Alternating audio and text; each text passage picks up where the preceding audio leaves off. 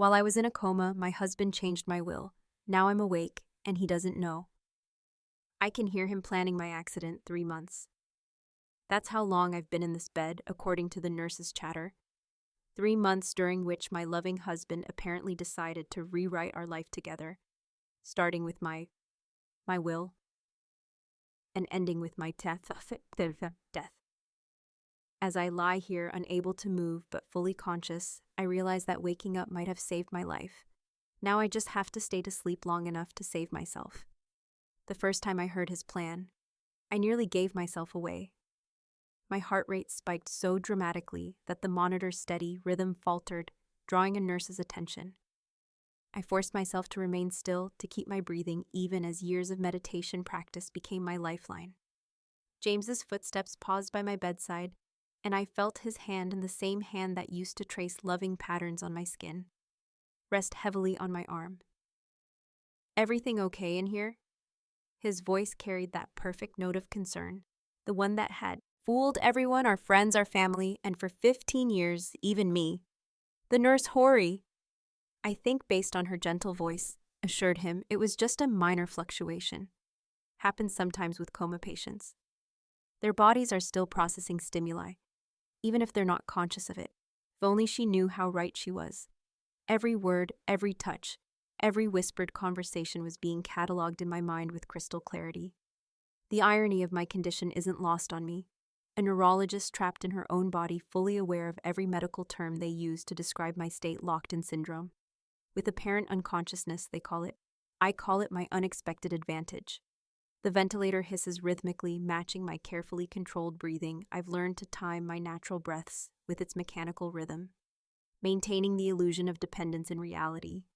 I could breathe on my own, but that would be the first sign of recovery, and I can't recover, not yet. "I miss you so much, sweetheart," James whispers. When the nurse leaves his fingers brush through my hair, and I fight the urge to flinch. Everything's being taken care of just like we always planned. You don't have to worry about anything except I do have to worry. Because what he's taking care of includes transferring our joint accounts, selling our vacation home in Vermont, and systematically dismantling every financial safety net I'd built over my career. The will he's altered the one I'd carefully crafted to support my aging parents and fund a neurological research foundation. Now apparently leaves everything to him through half-closed eyelids. I watch him check his phone, his face illuminated by the screen, green-blue glow. He's waiting for someone. These evening visits have become a pattern, and I've learned that patterns are weapons. I can use right on schedule the door. Whispers open any change, a woman's voice, honey-sweet with an edge of impatience. Rebecca, his legal assistant. No, not just his legal assistant. I'd realized about 2 weeks ago the way their fingers brush when they think no one's watching tells a different story. Nothing the doctors say. There's no sign of improvement. James's voice carries practiced grief. "How's the paperwork coming along? Everything's in place." Papers rustle, legal documents. I assume once it's filed next week, the changes to her will become official. "Are you sure about the timing for the rest?" "It has to be soon." His voice drops lower, forcing me to strain to hear. The longer she stays like this, the more questions people will ask. A tragic accident during recovery. A fall maybe, or a complication. It's cleaner that way. My fingers itch to curl into fists, but I maintain my passive pose. Rage burns beneath my skin, but I channel it into mental notes, time, dates, witnesses, every detail. They let slip becomes ammunition, a monitor, beeps in the distance, and their conversation pauses. I've learned the hospital's rhythms, shift changes, medication rounds, the predictable interruptions that make them careless. They think they're alone in the sterile room with an unconscious woman. They don't realize they're performing on a stage. And I'm their most attentive audience. "I should go," Rebecca murmurs. "Call me when you've worked out the details." James's answering hum of agreement is followed by the soft sound of a kiss. My stomach churns, but the nausea serves a purpose. Every betrayal strengthens my resolve. After they leave, I lie in the darkness processing my mind. Once filled with research papers and patient cases, now catalogs their mistakes. They think they're being careful, but overconfidence makes them sloppy. They don't notice the night nurse who lingers just a little too long at my door, or the social worker who asks just a few too many questions about James's power of attorney. I've always been good at puzzles as a neurologist. I had to be. The human brain is the ultimate mystery. Now I'm assembling a different kind of puzzle piece by treacherous piece. My body may be still, but my mind is mapping out a labyrinth of evidence and allies. The night settles around me, and I continue my silent vigil. 3 months of practice. Stillness has taught me patience since they'll make their move. But when they do, they'll discover that playing dead isn't the same as being dead. And I plan to be very much alive when I finally show my hand in the darkness of my hospital room. Memories flood back like a tide I can't control. Each wave brings a new realization, a fresh perspective on what I once thought was a perfect marriage. The signs were there scattered through 15 years like breadcrumbs. I was too blind to follow. I remember the day James first suggested I update my will. It was over breakfast. Casual as commenting on the weather. "You're handling more high-risk patients now," he'd said. Buttering his toast with methodical precision. "We should make sure everything's in order." His concern seemed so genuine. Then now I wonder if he was already planning testing the waters to see how easily I could be manipulated. Months before the accident, he'd started asking about my research foundation. "It's a lot of money to set aside." He mentioned, his tone carefully neutral. "Maybe we should diversify." I defended my choice. The foundation was my legacy, my way of ensuring our wealth would advance the field of neurology. He backed down so quickly, so smoothly. Classic James, always knowing when to retreat and regroup. The accident itself comes back in fragments, like a broken mirror, reflecting different angles of the same terrible moment. I was driving home from the hospital late after a complicated surgery. The roads were wet from recent rain. I remember reaching for my phone as it buzzed, a text from James saying he'd made dinner. Was that deliberate, getting me to check my phone on that dangerous curve? The crash itself is a kaleidoscope of sensations. The sudden loss of control, the sickening spin, the crushing impact. But it's the moments just before that now seem most significant. The way my brakes felt different, sluggish, the steering wheel's unexpected resistance at the time. I blame the wee weather. Now I'm not so sure. 3 weeks before the accident, James had insisted on having my car serviced at a new place. My colleague highly recommended them. He'd said the same colleague who I now realize has been helping him navigate the legal complexities of changing my will, while I'm incapacitated. There were other signs, 2 subtle shifts I'd attributed to the natural evolution of a long marriage. The late nights at the office became more frequent. His phone grew increasingly private. He changed his passwords, installed better security on his laptop. I'd actually been proud of him for taking cybersecurity seriously. Another example of how love can blind even the most analytical mind. Our last vacation feels particularly bitter in retrospect. A week in Vermont at our lake house, the same house he's now quietly selling. He was distracted constantly on his phone, but so attentive when he did focus on me. Now I recognize it as guilt, perhaps. Even rehearsal, every loving G was a practice. Run for the Devoted Husband act. He's currently performing at my bedside. The most damning memories are the newest ones, still fresh, despite my coma. The week before the accident, he'd been insistent about reviewing our finances together. We should consolidate some accounts. He suggested streamline things. I'd agreed to think about it, too busy with an upcoming surgery to give it much thought. Had my delay forced his hand? Was the accident his way of ensuring compliance? I'd always teased him about his attention to detail, the way he planned everything meticulously. The perfect lawyer, I'd called him. The irony burns. Now all those little moments of thoroughness were building toward this. The perfect crime, a loving husband, a tragic accident, a convenient coma, and now an unfortunate complication waiting in the wings. Rebecca's role in all this is perhaps the most painful revelation. I trusted her, welcomed her into our home for dinner parties, celebrated her law school graduation. How long had they been planning this together? I remember her unusual interest in my medical directives last year, the casual questions about my foundation structure. Every conversation takes on new meaning now, like reading a familiar book and suddenly understanding all the foreshadowing. The The worst part is remembering how proud I was of our relationship. We were the couple others envied, the successful neurologist and the brilliant lawyer. Still so in love after 15 years at charity gala and hospital functions, people would comment on how James looked at me. The way he always kept a protective hand at the small of my back. Now I understand it wasn't protection he was offering, it was control. Even our last morning together seems different in hindsight. His goodbye kiss was longer than usual. His "I love you more." Emphatic had he known. What was coming? Was there a moment of hesitation, a flicker of doubt before he sent me off to my accident? As I lie here in the darkness, analogizing these memories, I feel something shifting inside me. The grief and betrayal are still there, but they're crystallizing into something harder, something useful. Each remembered moment is another piece of evidence, another thread in the tapestry of deception. I'm slowly unraveling. The night nurse comes in to check my vitals. Her quiet efficiency, a counterpoint to my churning thoughts, she adjusts my 4 notes, something on my chart, and slips away in the silence that follows.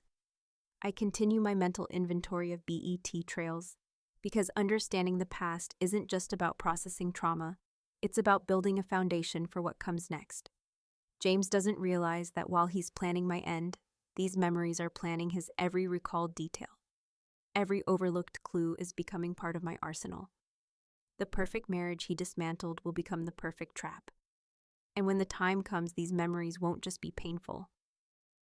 Reflections, they'll be evidence. I spend my days piecing together web of deception around me. Each overheard conversation, every whispered phone call builds a clearer picture of James's scheme, like watching a spider weave its web. I observe the intricate pattern of lies and manipulation taking shape. Today brings a new player into the game through my carefully maintained facade of unconsciousness. I listen as an unfamiliar voice joins James in my room. The transfer of assets is proceeding smoothly, the man says, his tone professionally detached, though the research foundation is proving complicated. Thomas, that foundation is the key to everything, James responds, tension evident in his voice. Sarah put nearly 40% of our liquid assets into that venture. We need that money moved. Before he pauses, and I can almost feel his eyes on me, checking for any sign of awareness. I maintain my practice, stillness, even as my mind races. Thomas, the name clicks into place. Thomas Weaver, a financial advisor James had mentioned in passing months ago, another piece of the puzzle slots into position. How long has James been assembling this team of accomplices? The foundation's board of directors might ask questions, Thomas continues. Dr. Matthews was very specific about the foundation's structure and purpose. Dismantling it won't be as simple as liquidating other assets. A surge of satisfaction flows through me. Even in my supposed unconsciousness, my careful planning is causing them problems. I insisted on an independent board, had every detail reviewed by multiple lawyers. Not James. Notably, another decision that probably pushed him toward this desperate plan. Handle the board, James snaps. That's what I'm paying you for. Once the new will is processed, we'll have legal authority to restructure everything. Rebecca's already prepared the documentation. My mind adds another strand to the web. She's not just James's mistress, she's the legal architect of my financial dismantling. The pieces are starting to form a pattern. James provides the authority, Rebecca handles the legal framework, and Thomas moves the money. A perfect triangle of betrayal. Their conversation shifts to specifics. Account numbers, transfer dates, board member names. I memorize every detail. Building my own invisible web of information. Each fact is a weapon waiting to be deployed at the right moment. After Thomas leaves, James makes another call. Everything's proceeding according to plan, he says quietly. But we need to move faster. The doctors are talking about reducing her sedation, running new tests. No, we can't risk her waking up. Not when we're this close. My chest tightens at his words. But I force my breathing to remain steady. The monitors must stay consistent. I've learned to control my physiological responses, turning my medical knowledge into a survival tool. Later, a different kind of visitor arrives. Detective Morris from the accident investigation.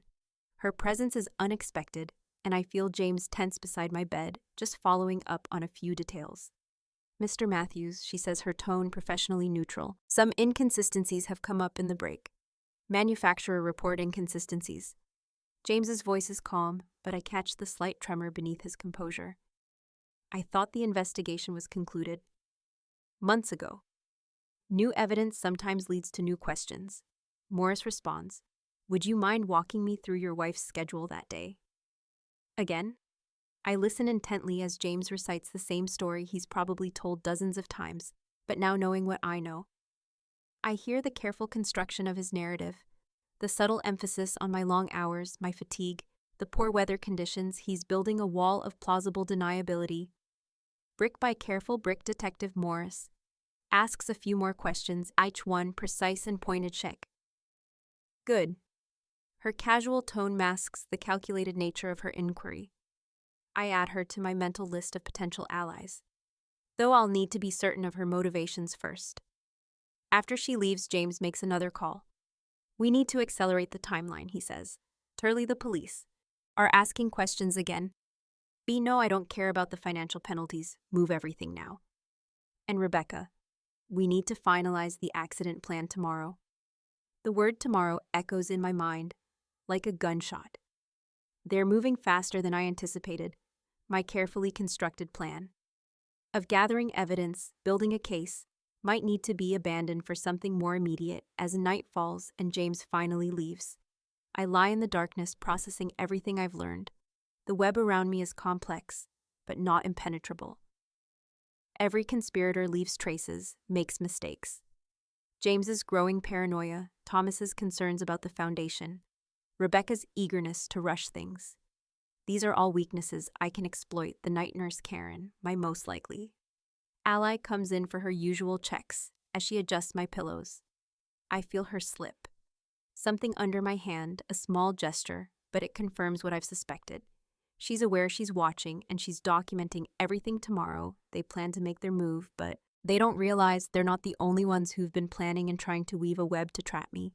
They've only succeeded in creating the perfect news for themselves. Through the night, Karen the nurse becomes my lifeline.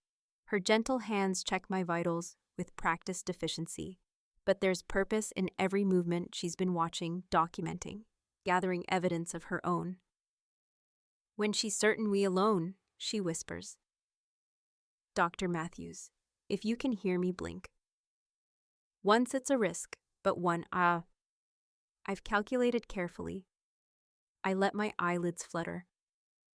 Once, deliberately, Karen's sharp intake of breath is followed by immediate professional composure. "I've been keeping records," she murmurs, pretending to adjust my for times, conversations, visitors. The detective gave me her card. She slides it beneath my pillow with practiced discretion. My mind races with this new development. Karen isn't just an ally. She's a witness, a credible one with detailed documentation. But timing is crucial. If I reveal my consciousness too soon, I lose my advantage. If I wait too long, I might not get another chance through the next morning's shift change. I practice minute movements, a finger twitch, here an eyelid flutter there. Subtle signs of improvement that the medical staff will note has to appear natural, gradual. As a neurologist, I know the typical progression of coma recovery. I need to mirror it perfectly. James arrives for his morning visit. Rebecca in tow, they don't bother to lower their voices anymore, confident in my unconsciousness. Their mistake, the papers are filed. Rebecca said, "Everything's in place. We just need the final step tonight." James confirms during the shift change. "It'll look like a complication. These things happen with coma patients." My heart rate increases slightly, but I've learned to control the monitors. Every medical skill I've acquired over my career now serves a different purpose: survival throughout the day. I catalog their preparations. James makes a show of consulting with my doctors, asking about risks and complications. He's building his alibi, laying the groundwork for the grieving husband blindsided by tragedy. Rebecca handles the paperwork, ensuring everything is legally pristine. They don't notice Karen's quiet observation or the way Dr. Chin, my attending physician, lingers longer than necessary during rounds. They're so focused on their plan that they miss the subtle resistance building around them by afternoon. I've progressed to occasional hand movements, nothing dramatic, just enough to spark medical interest.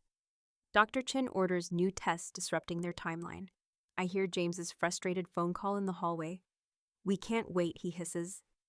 "The longer we delay, the riskier it gets tonight. It has to be tonight." As evening approaches, I begin my own countdown. Years of surgical precision guide my timing. Each minute is calculated. Each response measured. The night shift will change at 7:00 p.m. James will make his move shortly after. When the ward is at its most, Chow I see at 6:45. Karen slips into my room for one last check. "Everything's ready," she whispers. Detective Morris is standing by. Just like we planned at 6:55, I hear James's footsteps in the hallway. Early anxiety making him sloppy. The door opens and I sense him approach the bed. His hand reaches for my furline. "No." My eyes snap open, focusing directly on his face. "Hello, James." The shock freezes him in place. Hand still extended in the doorway, Detective Morris steps into view. Karen and Deke, Chin beside her, step away from the four. "Mr. Matthews." Morris orders. The next few moments are chaos. James tries to recover, to spin a story of devotion and relief at my recovery. But his performance finally fails him as Rebecca bursts in, not realizing the room is full of witnesses. "James, we need to." She stops dead, taking in the scene. "Perfect timing," Morris says. "Rebecca Walsh, you're also under arrest. We have some questions about recently filed legal documents." As they're LED away, Karen helps me sit up. My muscles are weak from disuse, but my mind is sharp as ever. Dr. Chin quickly checks my vitals. Professional masks slipping to show relief. We've been documenting everything he tells me. Karen came to me weeks ago with her suspicions. When Detective Morris got involved, we knew we had to wait for them to make their move. "How long?" Karen asks. "How long have you been conscious?" "Long enough," I reply. My voice hoarse from disuse. "Long enough to hear every plan, every scheme." I look at Detective Morris. "And long enough to build an airtight case." The detective cans. The evidence is substantial. The altered will, the financial transfers, the brake tampering, and now attempted murder with multiple witnesses. They won't be able to talk their way out of this one as the adrenaline fades, exhaust seeps in. But their satisfaction too. James thought he was the master manipulator, the puppet master pulling all the strings. He never realized he was performing on a stage of my design, every move watched and documented. "You should rest," Dr. Chin says, adjusting my bed the next few days. "We be busy with police statements and recovery assessments." I nod finally, allowing my body to relax. The hardest part, maintaining the deception, staying perfectly still. While danger loomed is over. Now comes the recovery, both physical and legal. Karen I call, as she turns to leave. "Thank you for believing, for watching." She smiles. "Get some rest, Dr. Matthews." Real rest this time. As I drift off, I think about the irony. James planned to silence me forever. But in doing so, he gave me the perfect vantage point to witness his own downfall. Sometimes the best revenge is simply staying alive long enough to tell the truth. The following days unfold like a carefully orchestrated dance, each step calculated and precise. From my hospital bed, now adjusted to a sitting position, I watch the threads of my revenge pull tighter around those who betrayed me. Detective Morris becomes a regular presence, her notepad filling with details I've stored during my silent vigil. The brake tampering was sophisticated, she informs me. Professional job. We've traced it to a mechanic with connections to your husband's firm. I nod, unsurprised. Check the payments through shell companies, I suggest. James always preferred to keep dangerous transactions at arm's length. My voice is stronger now, though speaking for extended periods still tires me. The investigation expands like ripples in a pond. Rebecca's law license is suspended, pending investigation. Thomas Weaver, the financial advisor, cracks under pressure and turns state's evidence. One by one, the conspirators fall, but I'm not done yet. This isn't just about justice, it's about dismantling everything they tried to steal from me. My laptop sits on the adjustable hospital table screen, filled with financial records. Karen, now both nurse and friend, helps me sort through documents. They almost succeeded in transferring the foundation funds, she notes, scrolling through. Transaction logs almost? I agree, but James never understood why I structured it the way I did. The foundation wasn't just about research, it was about legacy. Another document, this one showing the foundation's board members, every transfer required, multiple approvals. His forged documents couldn't bypass that. The recovery process is dual tier ICT, physical therapy for my weakened muscles, legal therapy for my compromised assets. Each morning brings new challenges, learning to walk again while simultaneously untangling complex financial maneuvers. Dr. Chin monitors my progress.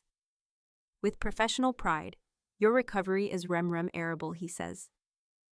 During rounds, though, I suspect you've been recovering longer than our charts indicate. I give him a knowing smile. A doctor makes the worst patient, but the best actress. Apparently, the media catches wind of the story. Headlines scream about betrayal and attempted murder, about the brilliant neurologist who outfoxed her would-be killer. I decline interviews, letting the legal system do its work. My silence becomes another weapon, driving James mad in his cell as he waits for trial, wondering what else I might know. Rebecca breaks first. Her lawyer approaches with a deal-full testimony in exchange for leniency. I listen to Detective Morris's summary of her confession. With clinical detachment, she claims it started 3 years ago, Morris says. Office foration that evolved into an affair. Then James discovered your foundation was worth more than he realized, and murder became more profitable than divorce. I finish the pieces, all fit now. The timing, the gradual escalation from financial fraud to attempted murder. The foundation board meets in my hospital room, their faces grave as I explain everything. They're horrified by the attempt to dismantle our work, but impressed by the safeguards that prevented it. We've frozen all suspicious transactions. The board chairman assures me the foundation's work will continue, uninterrupted. I look at the research proposals spread across my bed, studies that could help future patients with condition like mine. Schedule a press conference. I tell them it's time to announce our new focus on consciousness research and trauma recovery. The irony isn't lost on anyone. My near-death experience will fund studies that might help others survive similar traumas. Late one night, Karen brings me a legal document. James's lawyer reached out. She says they're offering a plea deal. I read through the terms, noting the desperation between the lines. James wants to avoid a public trial, wants to preserve some shred of his reputation. No deal, I say, handing it back. Some things need to come to light. My physical therapy progresses. Each step down the hospital corridor feels like victory. Each recovered movement a reminder that I survived the other patients. Smile as I pass, not knowing they're watching a phoenix rise. Detective Morris visits again, this time with surveillance footage from the hospital parking garage. We found something interesting. She says, queuing up a video the night they plan to finish things. Look who was waiting in the stairwell. I watched the grainy footage of Thomas Weaver positioning himself near my 4's access door, their backup plan. I realize if James failed with the 4, Thomas was ready to make it look like an accident during a non-existent recovery walk. They thought of everything, Morris agrees. Almost everything, I correct her. They didn't think I'd be thinking too. The case builds evidence mounting like a tide that will drown them all. Each day brings new revelations, new charges. The web they wove to trap me becomes their prison. Instead, as I sign the last of the legal documents reversing James's changes to my will, I feel a weight lift. The foundation is secure. The conspiracy exposed, justice in motion. What now, Karen asks. Watching me close my laptop, I look out the hospital window at the city skyline. I thought I'd never see again. Now we make sure the story ends exactly the way it should, with it. Truth in the light and liars in the dark. Tomorrow, I'll be discharged tomorrow. I'll face the world as a survivor, not a victim, but tonight, I savor the quiet victory of being alive, of having turned their perfect crime into my perfect revenge. The weeks following my discharge from the hospital become an exercise in careful observation. Just as I had watched from my hospital bed, I now watch from my restored position in life. Every detail, every reaction, every ripple my survive has caused in the world. James and his conspirators built my home. Once, a shared space of supposed marital bliss becomes my surveillance center, hidden cameras installed under the guise of security. Upgrades during my recovery. Capture every visitor's reaction to my miraculous return. The same technology they plan to use to document my accident now serves my purpose. Rebecca's assistant thinking I'm resting upstairs. Visits to retrieve documents she claims Worm left behind. Mine the cameras catch her attempting to access James's home office, likely searching for incriminating evidence. I let Detective Morris know, adding another charge to the growing list. Your house is quite popular these days. Morris comments, reviewing the footage we've identified. 3 separate attempts to enter since your return. I nod, sipping tea in my study. Once James's domain, now my command center. They're scrambling, I explain. Each conspirator, worried the others might have left evidence behind the professional mask I wore in the hospital, has become second nature, hiding my satisfaction at their desperation. The electronic paper trail proves even more revealing. Karen, who's become both friend and ally, helps me monitor the digital breadcrumbs, email accounts, bank statements, phone records, each piece carefully documented and forwarded to the prosecution. They're turning on each other. Karen notes, scrolling through intercepted messages. Thomas is offering to testify against Rebecca. Rebecca's lawyer is approaching the DA about James. Let them fight. Respond. Remembering how they once plotted together so confidently. Fear makes people careless. My return to the hospital this time. As a doctor, not a patient, creates its own opportunities for intelligence gathering. Colleagues who'd spoken freely around my unconscious form now watch their words, not realizing I'd already heard their true colors. Dr. Chin becomes an unexpected asset, the staff talks. He tells me during lunch some of the night shift remembered conversations, things they overheard during James's late visits. They're willing to testify. I maintain my public persona carefully, the recovering victim, the resilient survivor. But beneath that mask, I'm cataloging every whisper, every nervous glance, every subtle sign of involvement in the conspiracy. The prosecution builds their case methodically. I provide them with recordings from my hospital room. Karen had been brilliant in hiding small devices during her rounds. The lawyers are particularly interested in the night they planned the accident. Your attention to detail is remarkable. The lead prosecutor comments, reviewing my notes. You documented everything. I had excellent teachers, I replied. Dry watching conspirators. Plot your murder gives you a new appreciation for thoroughness. My foundation work continues. Now with an added focus on patient advocacy and medical fraud prevention, each public appearance, each speech sends a message to those who thought they could silence me. I'm not just alive, I'm thriving, and I'm making sure their kind of betrayal becomes harder to execute. The media attention serves its own purpose. Each interview, carefully controlled, adds pressure to the conspirators. I never name names, never point fingers directly. I don't have to. The public draws its own conclusions, and the court of public opinion proves just as damn in as the legal system. Late one night, reviewing security footage, I catch something interesting. Thomas Weaver, out on bail, attempting to access my office at the hospital. The cameras show him leaving, empty-handed, frustrated. The next day, his lawyer contacts the DA with an expanded offer to cooperate. They're realizing there's nowhere to hide. Detective Morris observes during one of our regular meetings, every rock they try to crawl under has already been turned. I've learned to read people differently now. Every gesture, every word choice, every slight hesitation tells a story. The skills I developed during M have become second nature. I see the patterns in behavior, the tells that reveal hidden motives. Karen visits regularly, helping me maintain my vigilance while ensuring I don't lose myself in the process of surveillance. Remember, she says one evening, the goal isn't just to watch them fall, it's to make sure you rise. He's right. Of course, this phase of silent observation serves multiple purposes. Yes, it gathers evidence, strengthens the case, and pressures the guilty. But it also helps me understand the full scope of their betrayal process, the reality of what they planned, and prepare for the next phase of my response. As I watch the sunset from my study window, I reflect on how different this vigilance is from my hospital vigil. Then I was powerless, except for my ability to listen and remember. Now each piece of information I gather is another stone in the path to justice. The trial dates are set.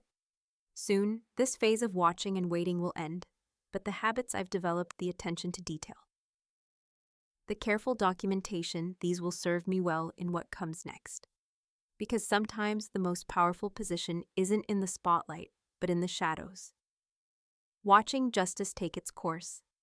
The transition from observer to orchestrator comes naturally after months of watching, gathering, and documenting. It's time to pull the strings.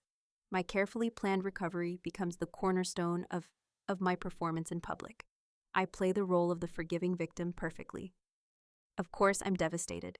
I tell the court-appointed psychiatrist, letting just enough tremor enter my voice, but I believe. In justice, not vengeance, the report she files portrays me exactly as I intended. Resilient but traumatized, strong but vulnerable, perfect for the prosecution's narrative. James watches me from across the courtroom during preliminary hearings, trying to decipher my game. He's always been good at reading people, but he taught me too well. Every gesture, every expression I show is calculated to keep him off balance. The foundation will continue its work, I announce at a press conference, my voice steady and compassionate, including a new initiative focusing on patients' rights and medical ethics. The reporters eat it up, the wounded healer, turning trauma into triumph. Meanwhile, the foundation's lawyers quietly begin auditing every connection to James's firm. Rebecca's facade cracks first. Just as I predicted, her lawyer approaches with another deal, offering complete cooperation. I let them sweat for 3 days before responding. Timing is everything, I explained to Detective Morris as we review Rebecca's statement. Let her think she's controlling the narrative, then show her how much we already knew. The dominoes fall exactly as planned. Rebecca's testimony leads to Thomas, who reveals the offshore accounts which implicate 3 other partners at James's firm each. Revelation is timed for maximum impact, each disclosure forcing the next conspirator to scramble for a deal. I orchestrate my hospital return. With similar precision, my first surgery back is publicized, carefully selected. A young trauma victim. Their recovery symbolic of my own. The press loves it. The hospital board breathes easier, and my position as a sympathetic figure grows stronger. You're playing them like a concert pianist, Karen observes during one of our strategy sessions. I learned from the best. I reply, thinking of James's years of manipulation. But unlike him, I'm using these skills to expose truth, not bury it. The evidence unfolds like a carefully conducted symphony. Each new revelation is timed to counter their defense. Strategies. When James's lawyer suggests temporary insanity, we release the recordings showing his methodical planning. When Rebecca claims coercion, we produce emails proving her willing participation. My puppet strings extend beyond the courtroom, the hospital board eager to distance themselves from scandal readily agrees to my proposed changes in patient advocacy policies. The foundation's new direction attracts positive attention, drawing focus away from the criminal proceedings and toward the future. Even my physical therapy becomes part of the performance. I ensure I'm seen working hard, pushing through pain, showing determined progress. The narrative builds itself. The survivor who refuses uses to be broken. Channeling her experience into positive change. Your recovery is inspiring, a young resident tells me after a surgery. I smile, knowing that my visible strength makes James's betrayal seem even more heinous to potential jurors. The prosecution follows my suggested timeline, perfectly building their case methodically. Each piece of evidence is revealed at precisely the right moment, each witness testimony carefully scheduled for maximum impact. The DA office has never had a victim so organized. Morris comments reviewing our strategy. I'm not a victim, I correct her. I'm the author of this story. James's desperation becomes evident in his increasingly frantic legal maneuvers. He attempts to suppress evidence claims. Spousal privilege, even tries to argue that my coma testimony is inadmissible. Each motion is denied. Each defeat, pushing him closer to the edge. I maintain my composure through it all, playing the role of dignified survivor in board meetings, surgeries, and public appearances. I am the picture of professional focus only. Karen and Detective Morris See the satisfaction behind my calm exterior. The media narrative spins exactly as I've orchestrated. Headlines shift from tragic betrayal to triumphant return with every story, reinforcing my carefully crafted image. James's attempts to paint me as vindictive fall flat against the backdrop of my measured public responses. The Foundation's work must continue becomes my mantra in interviews. The past is a lesson, not a destination. Each statement drives home the contrast between his destructive greed and my constructive response behind the scenes. I continue pulling strings, anonymous tips, reach journalists at strategic moments. Key. Witnesses find their consciences at precisely the right times. The conspiracy unravels. Thread by perfectly planned thread, you've thought of everything, Karen says. One evening, as we review the next phase of revelations, I think of those long hours in the hospital bed, planning each move while they thought I was unconscious. They gave me plenty of time to prepare, I respond. Now they get to watch their own performance fall apart. The stage is set for the final act. Each player has their role, each piece of evidence, its moment. James and his conspirators thought they were the puppet masters, but they never saw the true strings as I prepare for the trials. Main F days. I know the performance of a lifetime is about to begin. What they planned as a tragedy, I've rewritten as justice. And this time, I'm the one controlling every scene. The first sign of their complete unraveling comes unexpectedly. Thomas Weaver is found in his car outside the city, a half-written confession on his laptop. Not dead, just drunk and desperate. The weight of his actions finally breaking him. It's a reminder that even the most carefully constructed conspiracies can collapse under their own guilt. He's ready to tell everything, Detective Morris informs me, reviewing his statement. The offshore accounts, the brake tampering, arrangements, the backup plans, all of it.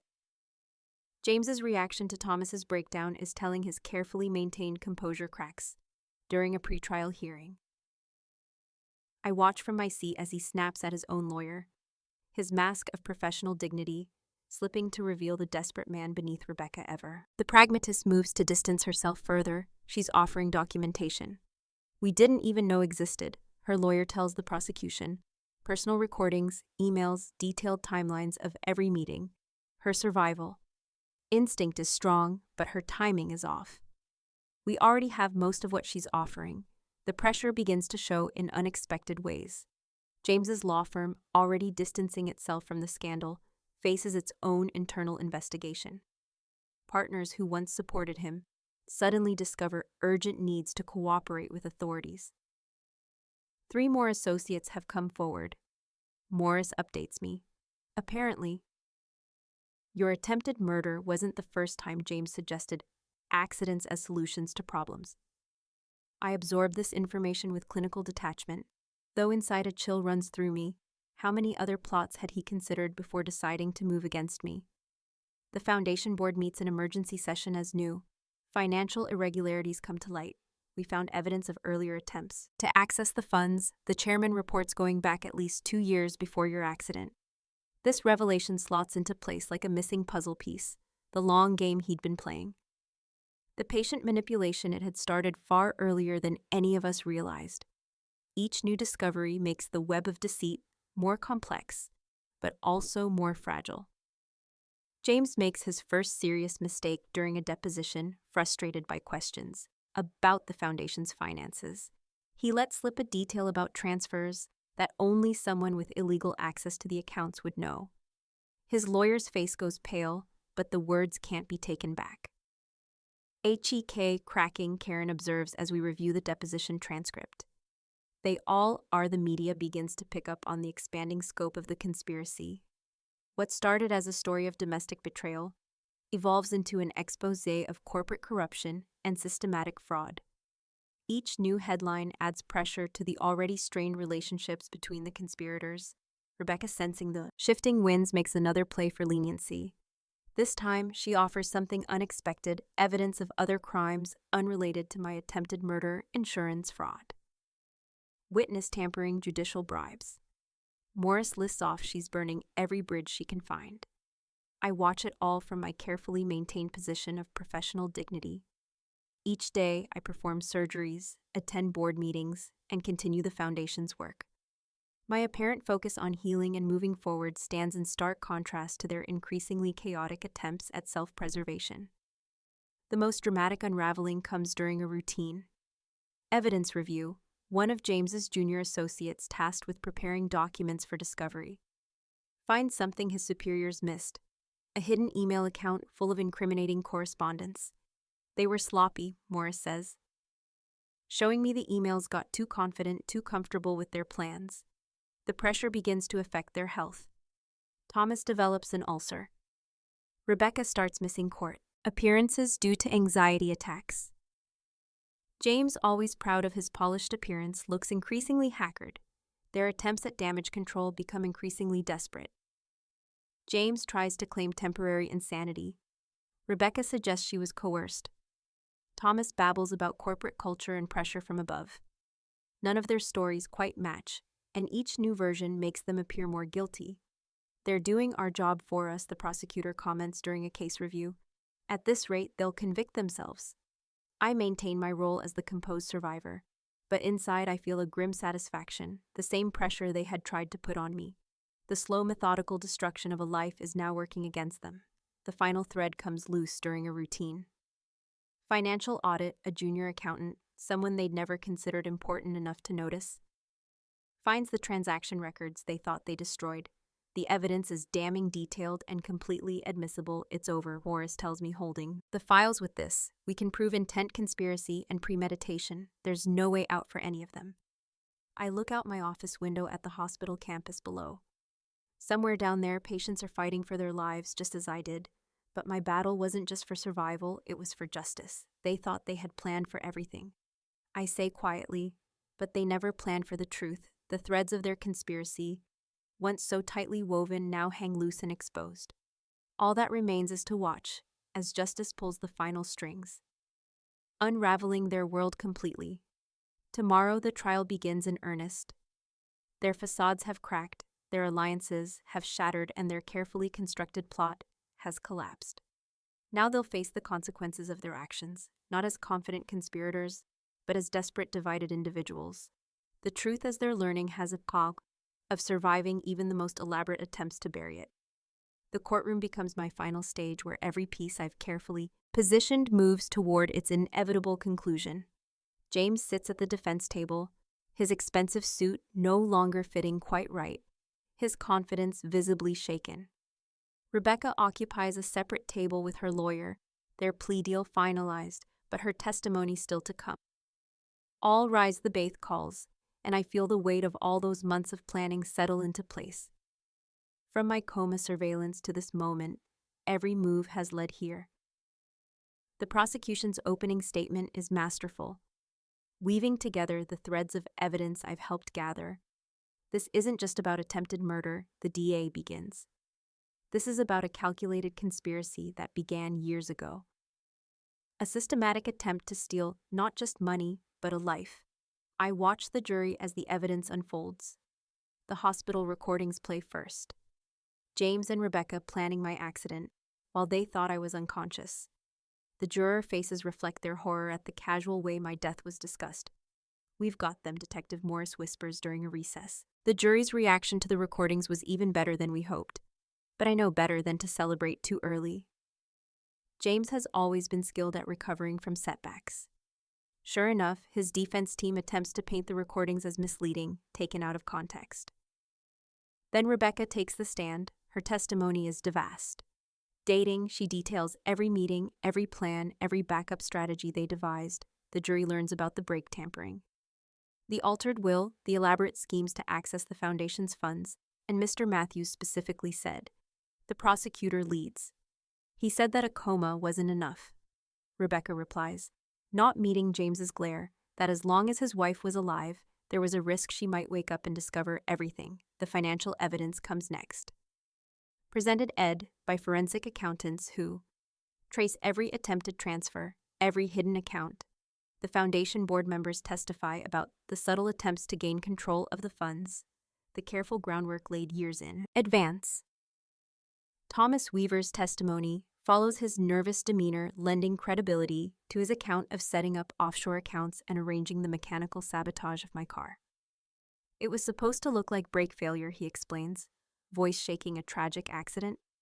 Karen takes the stand next, her professional composure perfect as she details her observations during my hospital stay. I noticed inconsistencies. She testifies the way Mr. Matthews behaved when he thought no one was watching the late-night conversations. The changing of his wife's medical directives. Dr. Chen's testimony adds medical weight to the case. He explains the unlikelihood of my injuries being purely accidental, the subtle signs that suggested foul play. His clinical analysis makes the premeditation even more apparent. The defense team's cross-examinations grow increasingly desperate. They try to suggest alternate theories, question motivations, cast doubt on timestamps. But each attempt is met with more evidence, more corroboration, more proof. During a lunch recess, Morris shows me new information they've uncovered. We found earlier attempts, she says quietly, 3 years ago. He tried to arrange a similar accident for a business partner. It never went through, but the pattern is clear. This new evidence goes to the prosecutor immediately. James's defense strategy of claiming this was an isolated incident driven by financial stress crumbles in the face of this pattern of behavior. The technical evidence proves insurmountable. Digital forensics experts trace emails, phone records, and financial transactions. The jury sees a clear timeline of conspiracy, each piece fitting perfectly into place. The net is lightning, Karen observes. During another recess, you can see it in their faces. He's right, the confident smirks are gone, replaced by tight expressions and nervous glances. Even James's legendary composure shows cracks, his hands trembling slightly as he takes notes. The prosecution saves their strongest evidence for last, my own testimony as I take the stand. I feel the weight of months of planning, watching, and waiting culminate in this moment. Dr. Matthews, the prosecutor, begins. Please tell the court about the first time you became aware of your husband's plans. My testimony is clear, detailed, and devastating. I describe the gradual awareness during my coma, the careful gathering of evidence, the systematic way James and his conspirators plan my death. The jury hangs on every word, their horror visible, as the full scope of the betrayal becomes clear. James's lawyer barely attempts cross-examination. What can he ask that won't make things worse? Every question would only give me another opportunity to reveal more damning details. As the evidence phase draws to a close, I watch James finally accept the inevitability of his situation. The realization crosses his face like a shadow. Every escape route blocked, every defense crumbling, every ally turned witness. The prosecution rests the day, announces, and I feel the pieces lock into place. Tomorrow will bring closing arguments, but the outcome is already clear. The careful positioning of evidence, witnesses, and testimony has created an inescapable trap. Like a chess game reaching its final moves, every piece is exactly where it needs to be. Checkmate isn't just approaching, it's inevitable. The jury takes only 4 hours to reach their verdict. When we return to the courtroom, the tension is palpable. James sits rigidly at the defense table, his expensive suit now hanging loose on his frame. Weeks of stress having taken their toll in the matter of the state. Versus James Matthews, on the count of attempted first-degree murder. How do you find guilty? The word rings through the courtroom like a bell, clear and final. I watch James's shoulders slump as each additional verdict follows. Conspiracy, fraud, embezzlement, attempted insurance fraud, guilty on all counts. Rebecca, having already pleaded guilty in exchange for her testimony, receives a reduced sentence of 15 years. Thomas Weaver gets 12, but James faces life without parole before sentencing. I exercise my right to make a victim impact statement standing at the podium. I look directly at the man who was my husband, the man who planned my death, with the same precision he once used to plan our vacations. I trusted you. I began, my voice steady for 15 years. I trusted you with my life, my love, and my future. You repaid that trust by trying to steal not just my fortune, but my very existence. But you taught me something valuable, James. You taught me that survival is the coldest form of revenge. His eyes finally meet mine, and for the first time, I see real fear in them. Not fear of prison, but fear of me, of the woman who outmaneuvered him at his own game. The judge's sentence is unequivocal. Life imprisonment, no possibility of parole for 50 years, this court, she declares, has rarely seen such a calculated, heartless attempt to destroy a life for financial gain as they lead. James away, he tries one last time to catch my eye, perhaps hoping to see some flicker of the woman who once loved him. Instead, he sees what he created. A survivor who learned to be as calculating as he was, but in service of justice rather than greed. The aftermath brings its own form of satisfaction. James's law firm dissolves under the weight of the scandal, their clients fleeing as more evidence of corruption emerges. The offshore accounts are traced, their contents frozen and eventually returned to their rightful owners. My foundation not only survives, but thrives. We establish a new program specifically focused on helping victims of medical fraud and attempted murder recover and rebuild their lives. The irony is not lost on anyone. James's attempt to destroy my legacy only makes it stronger. Detective Morris visits me at the hospital a week after sentencing. The DA's office is calling it the perfect case. She says they're already using it as a teaching example. Perfect because we had perfect evidence, I reply, thinking of those long hours of silent surveillance of Karen's meticulous documentation of all the threads we gathered and wove into an unbreakable net. The media circus eventually dies down, but not before my story inspires a wave of reform in medical proxy laws and hospital security protocols. Hospitals across the country adopt new guidelines for monitoring long-term coma patients. Guidelines I helped develop based on my experience. Karen is promoted to head of nursing, her role in exposing the conspiracy, earning her both respect and recognition. Dr. Chin becomes chief of neurology, our shared experience creating a bond of trust that strengthens the entire department. My first public speech after the trial is at a medical ethics conference. Medicine is built on trust. I tell the audience, when that trust is betrayed, we must ensure that justice has the tools to respond. Every patient deserves not just care, but protection, the foundation new direction brings. Unexpected healing each victim. We help each life. We rebuild helps rebuild my own faith in humanity. The darkness James tried to pull me into becomes a source of light for others late one night as I'm finishing hospital rounds. I find myself in the room where I once laid comos, listening to my own murder being planned. A young patient lies there now, genuinely unconscious, their family maintaining hopeful vigil. They caught my attacker today, the patient mother. Tell me, not knowing my story. The doctor said she might still hear us even in the coma, so we keep talking to her, letting her know she's safe now. I check the patient vitals, remembering my own time in that bed. Keep talking to her, I advise sometimes. Consciousness finds its way back through the voices of those who care. Walking out of the hospital that night, I feel the last cold edges of revenge melt away, replaced by something warmer. Not forgiveness exactly, but purpose. James and his conspirators will spend their lives in cells of their own making, while I continue to build something larger than myself. The security guard nods as I pass. Good night, Dr. Matthews.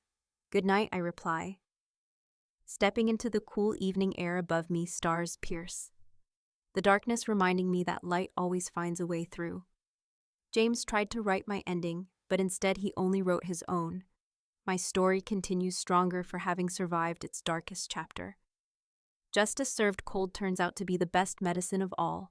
1 year after the trial, I find myself standing in front of my bathroom mirror, studying my reflection. The woman looking back bears little resemblance to the one who laid comos in that hospital bed.